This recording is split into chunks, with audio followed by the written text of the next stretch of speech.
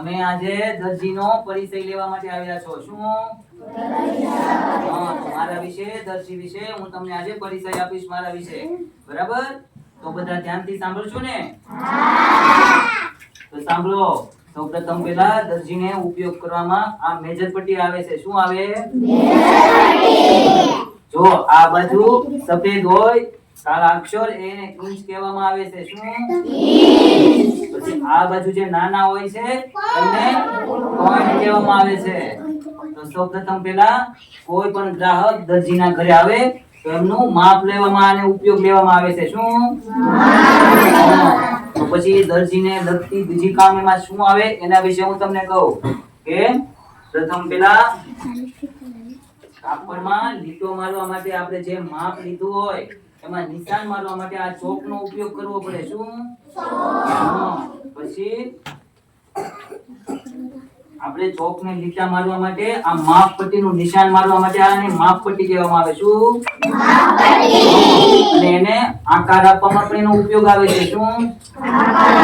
કે કેવો કેનો આકાર છે, પેન્ટનો છે, ડ્રેસનો છે, જેવો આકાર હોય તેનો આકાર આપવા માટે એમાં રાઉન્ડ હોય છે.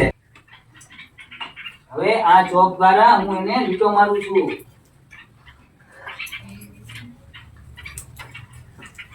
અને આ માપની પટ્ટી વાળા હું એને જોઉં છું કે મારી બાંય બરાબર કપાણી કે નહીં.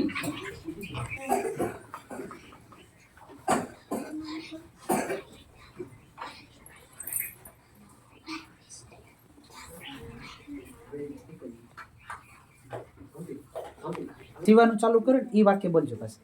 એ આવી ગયું તું? હવે મેં જે કપડું કાપ્યું છે એમને હું સીવું છું. બરાબર? તો આપણે સોયમાં દોરો નાખી દીધો, બોબીન ભરી લીધું અને હું હવે કપડું સીવું છું. બરાબર?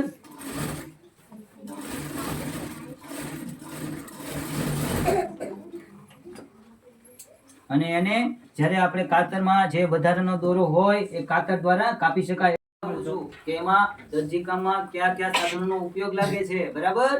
તો સાંભળો. સૌપ્રથમ પહેલા દરજીકામમાં મેજર પટ્ટીની જરૂર પડે છે. આને શું કહેવાય? મેજર પટ્ટી. પછી એમને કાપડ કાપવા માટે કાતરની જરૂર પડે છે. બરાબર? બીજું એને માપની પટ્ટી એમને આકાર આપવા માટે આ પટ્ટીની જરૂર પડે છે. બરાબર?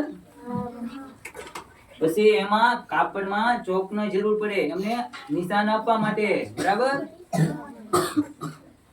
પછી એમાં કાપડને સીવવા માટે ધાગાની જરૂર પડે છે.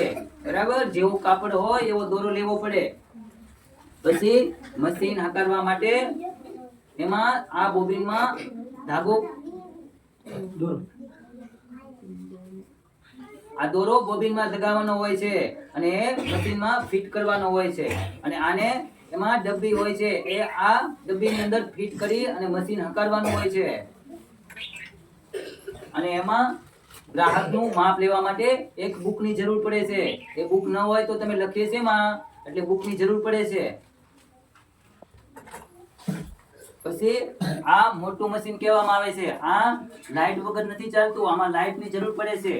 અને આ મશીન આવે છે એ લાઈટ વગરનું પણ ચાલી શકે છે અને એ પગ દ્વારા ધમીને પણ ચાલી શકે છે. ઓવરલોકનું મશીન કહેવામાં આવે છે. આને કાપડ કાપી અને જ્યારે કોર ઉપર લગાવવામાં આવે તો એમાં દોરા નીકળતા નથી.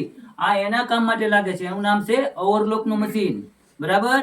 તો મેં તમને આ બધા વિશે પરિચય આપી દરજી કામના લગતા કામમાં. તો તમને બરાબર બધું સમજાયું ને? તો તમને કેવો લાગ્યો મારો પરિચય? ચાલો, ખૂબ સરસ. ચાલુ કરજો.